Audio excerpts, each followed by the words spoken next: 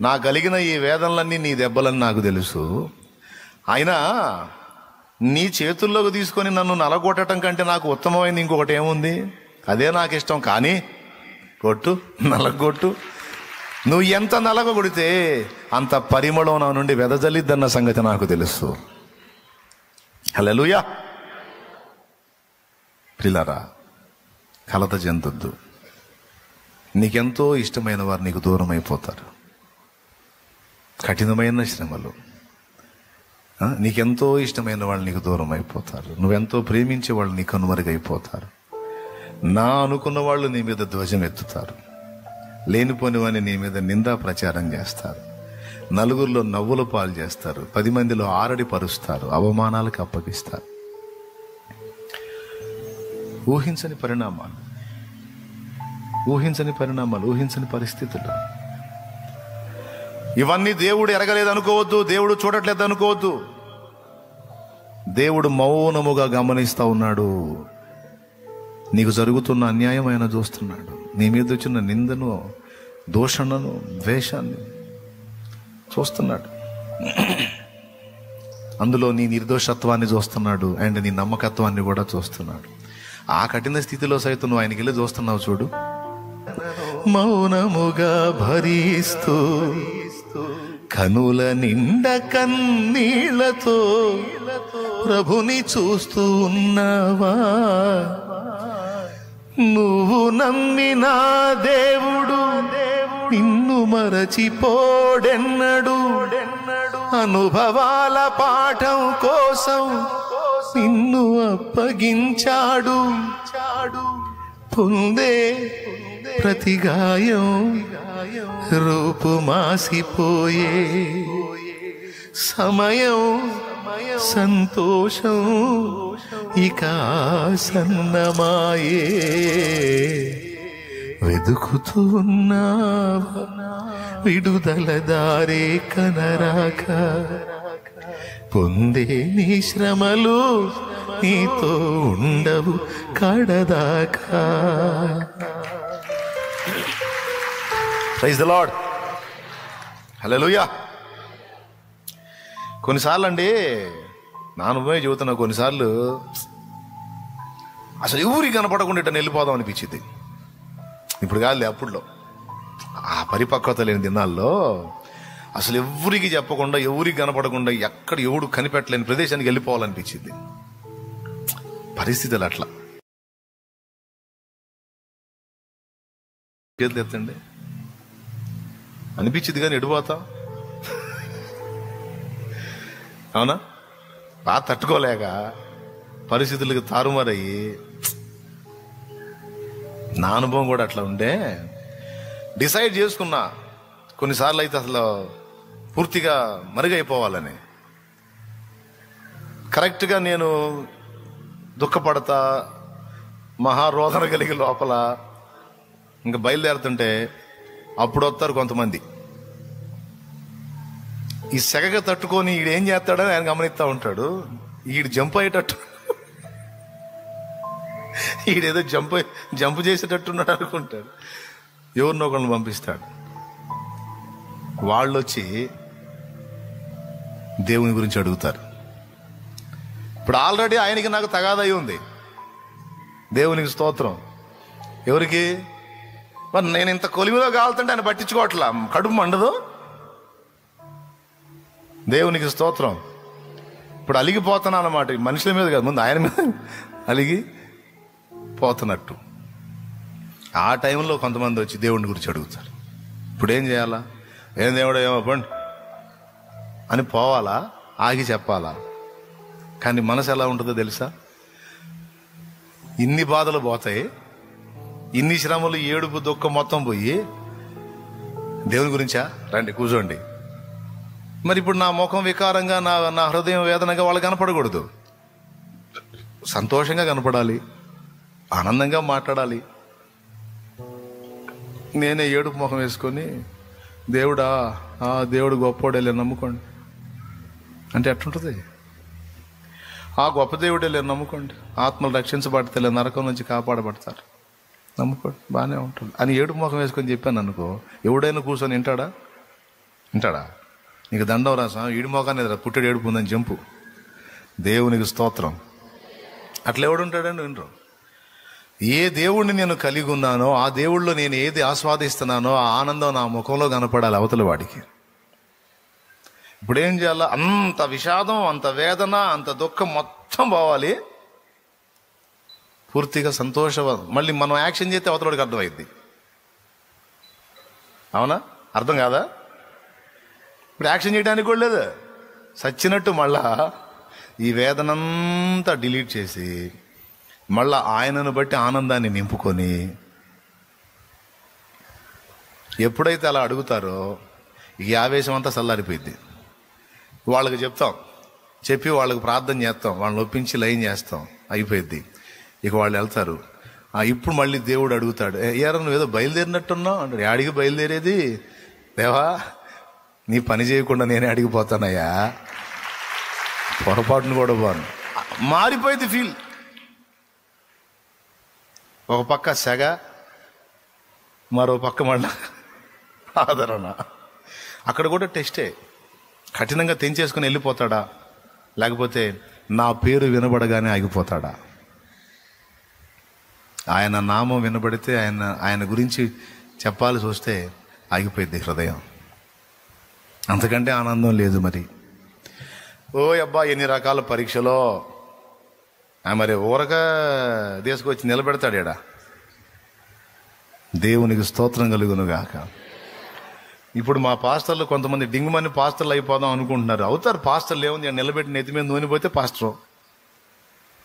కానీ అనుభవాలు, ఈ మాటలు, ఈ అనుభవాలు పొందినోడు మాట్లాడుతున్నప్పుడు ఈ అనుభవాల్లో ప్రయాణం చేసే విశ్వాసులకు అర్థమవుతూ ఉంటుంది. కరెక్టేనన్నా, కరెక్టేనన్నా, కరెక్టేనన్నా. ఈ అనుభవాలు లేనోడు ఏం చెబుతాడు? కాబట్టి అనుభవాలలో మనల్ని తీసుకెళ్తాడు ఆయన. అందుకే పాటలో అనుభవాల పాఠం కోసం నిన్ను అప్పచెప్పాడని చెప్పింది. అది ఇప్పుడు ఎంతమందికి అర్థమైంది? దేవుడు పరీక్షించుకుంటాడు మన నమ్మకత్వాన్ని మరియు మన నిర్దోషత్వాన్ని. పరీక్షించనియండి. దావీదైతే అడిగాడు, దేవా నీకు ఆయాసకరమైన మార్గము నా యందున్నదేమో పరిశీలించి తెలుసుకొనుము, పరిశీలించి చూడు, చూసి దాన్ని తొలగించు. వెలగాలనుందా? అట్లయితే కరగటానికి ఇష్టపడాలి. రెండవది నమ్మకత్వాన్ని అన్ని ఘట్టాలలో నిలబెట్టుకోవాలి. రెండవది నిర్దోషత్వాన్ని కలిగి ఉండాలి. నిర్దోషత్వం కలిగిన వాళ్లే నాకు పరిచారకులు అన్నాడు. పరిచారకులు అంటే ఆయన సేవకులు, సేవకురాళ్ళు. ఆయన తన కొరకు వాడుకొనగోరిన వాళ్ళలో రెండు చూస్తున్నాడు. ఒకటి నమ్మకత్వము, రెండు నిర్దోషత్వము. కొంతమందిని క్రొత్తగా లైన్లోకి వచ్చిన వాళ్ళని వెంటనే దైవజనులుగా వాళ్ళని సిద్ధపరచడం ఎంత డేంజరో నాకు అర్థమైంది. ఈ సందర్భంగా చెప్తున్నా, దేవుని చిత్తం అయితే అచ్చంగా ఈ పాయింట్ మీద మరోసారి మాట్లాడతాను. నేను క్రొత్తగా లైన్లోకి వచ్చిన వాళ్ళని వెంటనే సేవకులుగా సిద్ధపరచడం ఎంత డేంజరో అనుభవంలో నాకు అర్థమైంది. ఇప్పుడు మొన్న ఒక టెస్ట్ పెట్టాను, నేను ఒక పరిశోధన పెట్టాను, కొంతమంది బుక్ అయ్యారు. కోటాలకు ముందు సేవ చేయాలని ఆశ కలిగిన వాళ్ళు రండి, వచ్చి డైలీ తర్బీదు పొందండి అంటే 80 నుంచి 100 మంది వచ్చారు. ఎంతమంది? 80 నుంచి 100 మంది. ఏం ఆశ? కోటాల ఆశ. కోటాలలో అభిషేకం చేస్తాడు కదా, చేతులు ఉంచుతాడు కదా. ఈ కోటాల్లో మనం కానీ అందుబాటులో ఉన్నట్టయితే ఇక మన మీద చేతులు ఉంచుతాడు. నెక్స్ట్ ఇయర్ నుంచి మనం పాస్టర్. చూడు ఎంత నమ్మకత్వం చెబుతున్నాను నేను. కోటాలు అయిపోయినాయి, అభిషేకాలు జరగల, కావాలనే చేయలే. స్తోత్రం. ఇప్పుడు నమ్మకస్తుల రంగు బయటపడింది. ఇప్పుడు పాస్టర్లు ఆ సేవా అనుభవానికి తర్బీదు పొందేవాళ్ళు ఎవరో రండరా అంటే ఎంతమంది శామ్?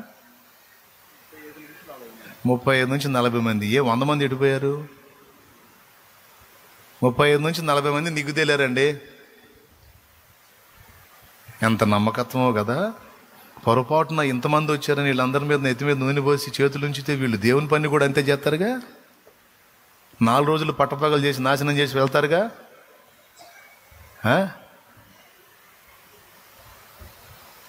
నేను కాదు, నన్ను అడ్డం పెట్టి ఆయన పరిశోధించాడు. నేను చెబుతున్నా, అపనమ్మకస్తులు చచ్చు సరుకు, గ్యారెంటీ లేని సరుకు, 4 రోజులు ఉండి ఊడిపోయే సరుకు 400 మంది అయినా ఒకటే.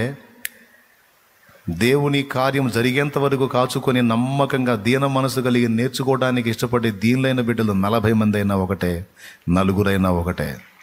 వాళ్ళ ద్వారా బలమైన సేవ జరిగింది. కొడు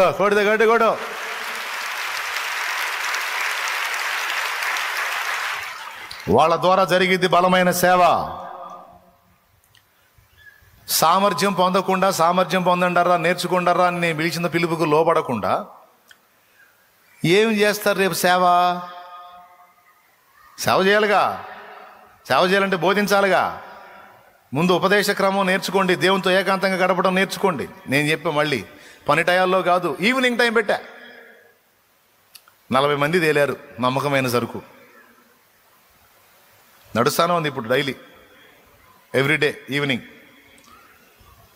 అంటే కోటాలలో చేతులు ఉంచుతాడని వెంబడించిన వాళ్ళంతా కోటాలు అయిపోయినాక జంపు. వాళ్ళకి ఛాన్స్ ఉంది, రావచ్చు. ఎందుకులే, మనల్ని అభిషేకం చేయలేదుగా, అదే ఇంట్లో కూర్చొని సెల్ ఫోన్ చూడవచ్చు. రంగు బయటపడే.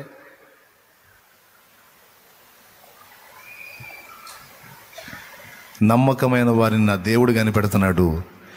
తమ త్రోవల యందు నిర్దోషముగా నడుచుకునే వారిని దేవుడు ఇష్టపడుతున్నాడు.